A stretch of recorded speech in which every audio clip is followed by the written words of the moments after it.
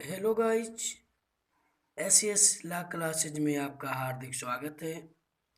आज हम एक नए टॉपिक पर चर्चा करने जा रहे हैं। भारतीय संविधान अधिनियम 1963।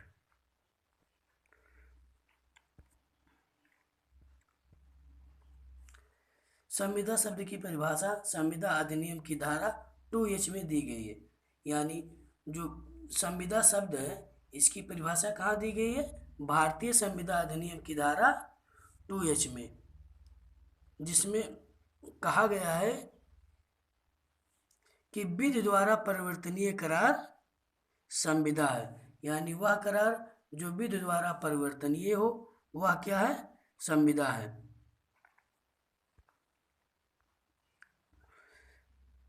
संविदा के आवश्यक तत्व। संविदा के आवश्यक तत्व कौन कौन से हैं? उपरोक्त परिभाषा के अनुसार विद्यमान संविदा के लिए दो आवश्यक तत्व हैं। यानी जो परिभाषा हम देखे हैं, उसके अनुसार संविदा के लिए कितने तत्व हैं? दो विद्यमान तत्व हैं। कौन कौन से? कोई करार किया गया हो, यानी संविदा के लिए कोई एक करार किया गया हो। और दूसरा क्या है? ऐसा करार जो विधि द्वारा परिवर्तनीय हो, वो भी संविदा है। अब हम देखेंगे कि करार क्या है।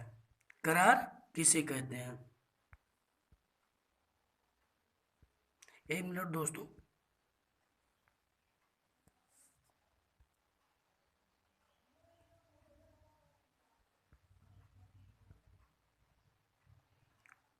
हाँ, देखेंगे कि करार क्या है। तो करार की परिभाषा धारा 2E में दी गई है। करार की परिभाषा हम कहाँ देखेंगे? संविदा की अधिनियम की धारा 2A में, जिसमें कहा गया वचन या वचनों का समूह जो एक दूसरे के लिए प्रतिफल हो, वह क्या है? करार है। यानी कोई वचन हो और या तो वचनों का ऐसा समूह हो जो एक दूसरे के लिए प्रतिफल हो, वह क्या है? करार है। अब दूसरा क्या है कि करार विधि द्वारा परिवर्तनीय कैसे होता है? विधि द्वारा परिवर्तनीय, यह बात कहाँ कही है? धारा 10 में। और धारा 10 में क्या कहा गया है? वे सभी करार संविदा है यदि वे संविदा करने के सक्षम पक्षकारों की स्वतंत्र सम्मति से हो। यानी वे सभी करार संविदा हैं जो संविदा करने वाले पक्षकारों की स्वतंत्र सम्मति से किया गया हो।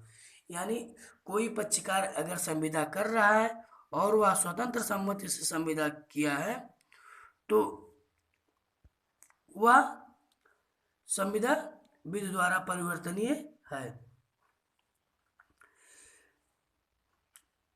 किसी किसी विधिपूर्ण प्रतिफल के किया गया करार, यानी कोई विधिपूर्ण प्रतिफल के लिए, किसके लिए? विधिपूर्ण प्रतिफल के लिए, या तो विधिपूर्ण उद्देश्य के लिए किया गया हो, या अभिव्यक्ति के रूप में शून्य घोषित नहीं हो। यानी क्या ना हो? शून्य घोषित नहीं किया गया है, तो वो विधि द्वारा परिवर्तनीय है। इस प्रकार संविदा शब्द की परिभाषा, इस प्रकार संविदा के लिए निम्नलिखित शर्तों का होना आवश्यक है। यानी संविदा के लिए निम्नलिखित कौन कौन से शर्तों का होना आवश्यक है, हम इसको देखेंगे। तो क्या कौन कौन से शर्त होने चाहिए? सक्षम पक्षकार होने चाहिए, सम्मति स्वतंत्र होनी चाहिए, यानी किसी के दबाव में सम्मति न हो, स्वतंत्र सम्मति होनी चाहिए। उद्देश्य विधिपूर्ण होना चाहिए, यानी जो जो उसका उद्देश्य है वह विधि पूर्ण होना चाहिए। ठीक, जो विधि का पालन करता हो वही विधिपूर्ण है। और ये सब बात क्या कही है? संविदा के लिए सक्षम पक्षकार, ये कहाँ कहा गया है? धारा 11 और 12 में। संविदा स्वतंत्र स्वतंत्र सम्मति से हो, यह बात कहाँ कही है? धारा 13 से 20 तक।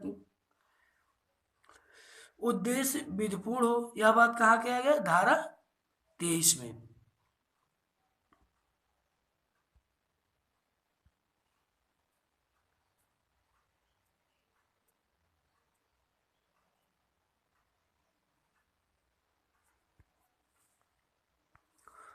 और पांचवा क्या है, प्रतिफल विधिपूर्ण होना चाहिए, यानी जो उसका प्रतिफल हो वो भी विधिपूर्ण होना चाहिए। ये कहाँ कहा गया है, धारा 25 में।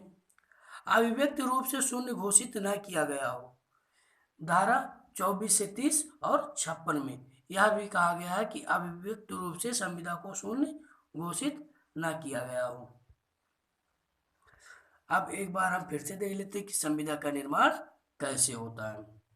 तो संविदा का निर्माण दो प्रक्रिया द्वारा होता है, एक करार द्वारा और एक विधिपूर्ण परिवर्तन द्वारा। मतलब एक जो विधिपूर्ण परिवर्तनीय हो उससे भी संविदा का निर्माण होता है, यानी संविदा का निर्माण करार से होता है। और कर वो कैसा होना चाहिए, विधिपूर्ण परिवर्तनीय होना चाहिए। ये बात कहाँ कहा गया है, धारा 10 में। और करार की बात कहाँ की गई है, धारा 2E में।